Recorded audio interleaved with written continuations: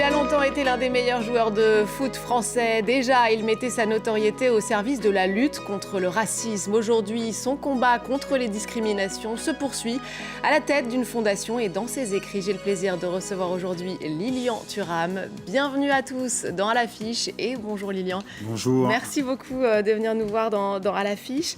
Ma première question, c'est peut-être justement quand est-ce que vous avez pris conscience de cette formidable caisse de résonance que vous offrez cette carrière de footballeur international pour faire passer vos messages? Mais en fait, lorsque j'étais joueur de foot, notamment en Italie, en Espagne, très souvent les clubs me demandaient d'aller rencontrer les enfants pour leur parler du racisme. Et c'est à ce moment-là que j'ai compris que c'était plus facile pour moi d'aborder ces sujets parce que j'arrivais dans la classe et les enfants, ils avaient des grands yeux comme ça. Et donc, j'arrivais à faire passer des messages. Vous aviez leur oreille toute, voilà. toute ouïe.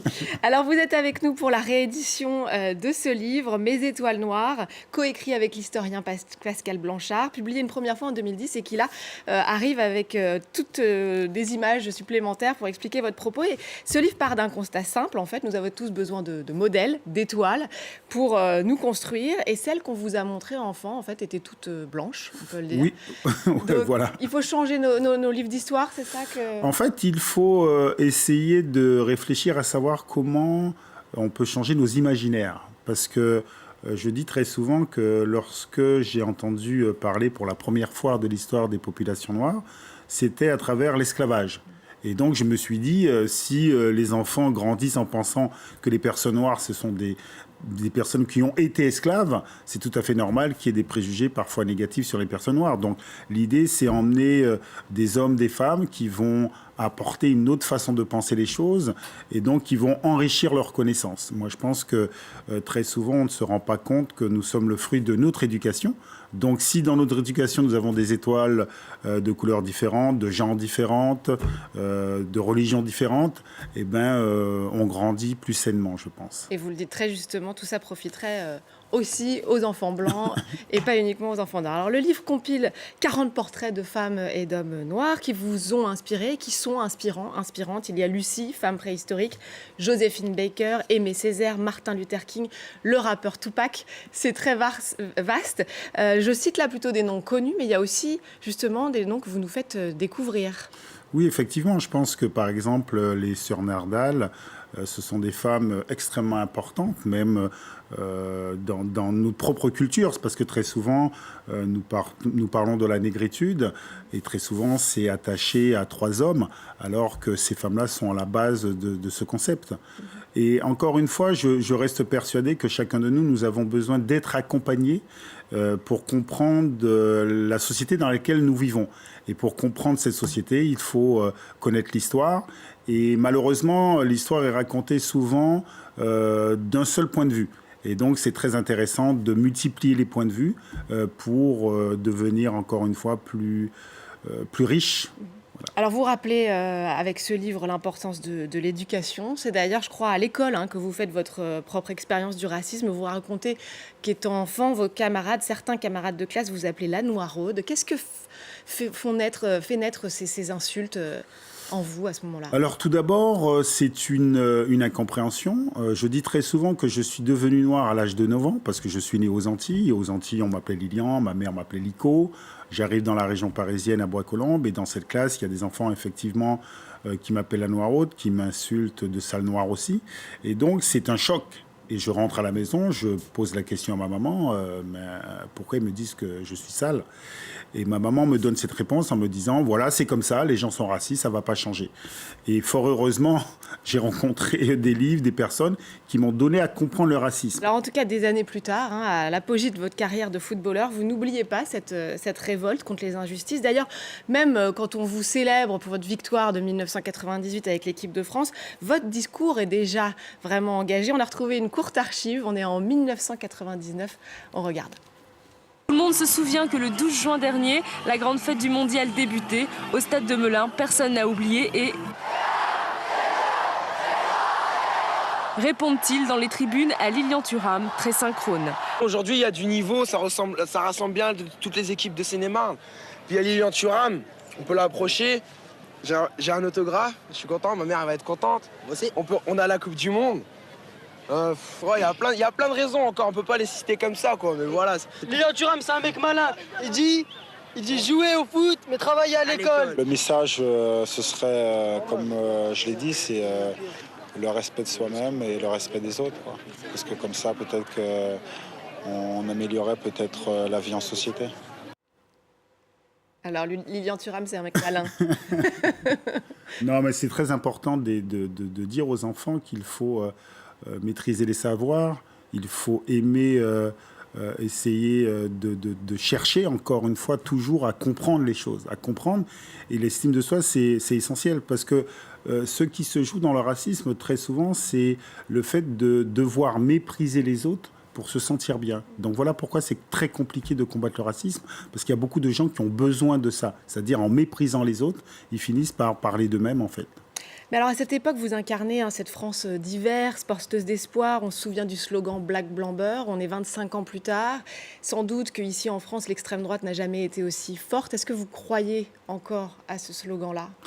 Alors, tout d'abord, il faut savoir que lorsqu'on parle du racisme, il faut analyser les choses sur un temps long.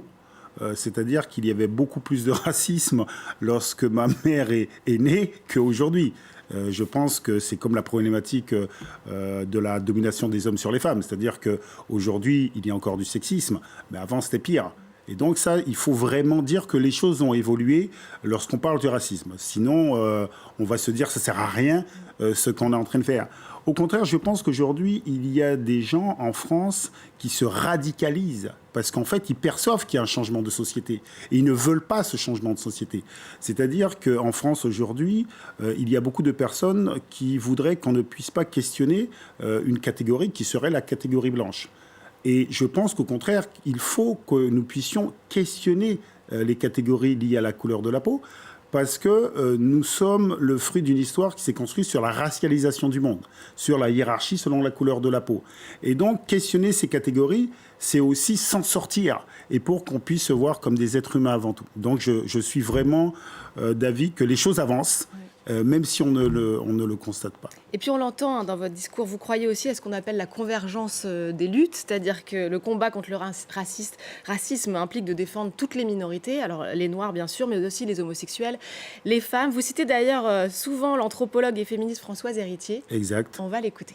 Le saut qui a permis au social d'exister, mais également à l'humanité de poursuivre son existence viable, ça a été de concevoir qu'il n'était pas possible d'exister sous forme d'unité consanguine et territoriale, close sur elle-même, comme disait Lévi-Strauss, sur leur peur, leur haine, leurs inquiétudes, et qu'il fallait, pour construire le social, qu'il y ait d'aller vers les autres. Aller vers les autres. Ben oui, aller vers les autres. D'ailleurs, pour vous reprendre, il faut savoir que les femmes ne sont pas minoritaires.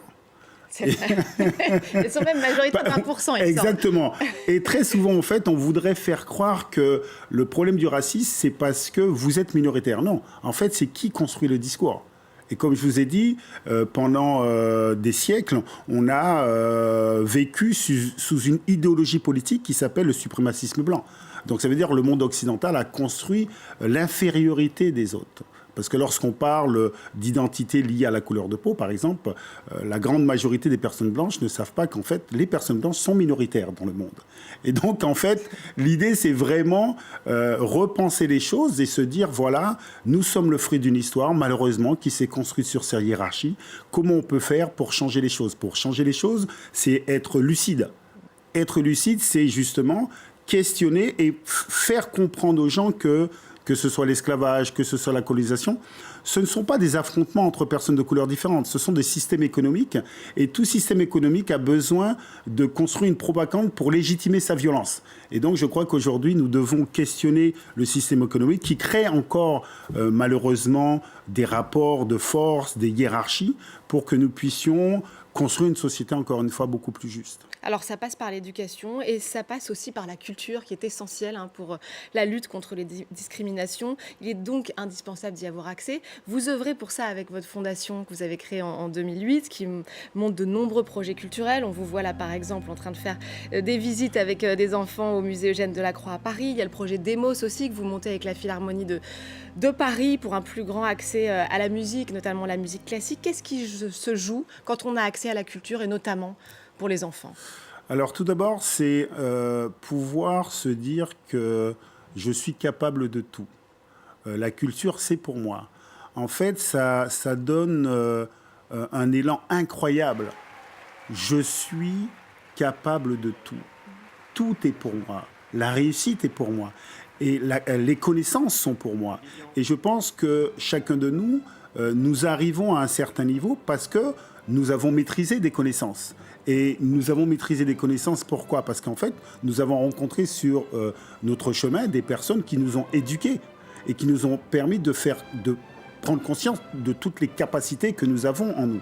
Et donc, je pense que c'est pour ça qu'il faut donner et faire ce cadeau aux enfants. C'est-à-dire, voilà, aller au musée, aller à la Philharmonie, écouter de la musique classique, c'est pour vous. Eh ben, on va justement terminer en musique pour cette émission. On demande régulièrement à nos invités un coup de cœur culturel. Alors, on reste en famille avec votre épouse Karine Guok-Tuaram qui a sorti un album. Et elle aussi, elle rend hommage à une grande figure noire de l'histoire, Nina Simone. Vous nous en dites un mot?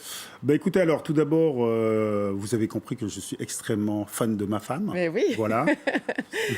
Et donc, elle a eu le courage justement de faire cet album. Pendant très longtemps, elle a chanté dans des clubs de jazz. Et aujourd'hui, beaucoup de personnes sont surprises. Et je dois avouer que je suis très heureux parce qu'elle a eu le courage justement de sortir à la lumière et de se faire voir. Et voilà, je suis un peu gêné, mais je suis fier. C'est un joli hommage. Merci beaucoup, Lilian Thuram, d'être venue nous voir sur le plateau pour parler donc de Mes étoiles noires, coécrit avec Pascal Blanchard et qui reparaît aux éditions de La Martinière. Merci encore et merci à vous de nous avoir suivis. N'oubliez pas de nous retrouver sur france24.com ainsi que sur tous nos réseaux sociaux. On va donc se quitter avec quelques notes de Love Me or Leave Me, extrait de l'album Nina de Karine Guok-Tuaram. Je vous laisse découvrir et vous dis à très vite. Me be lonely. You won't believe me, but I love you only. Rather be lonely than happy with somebody else. You might find a night time, the right time for kissing.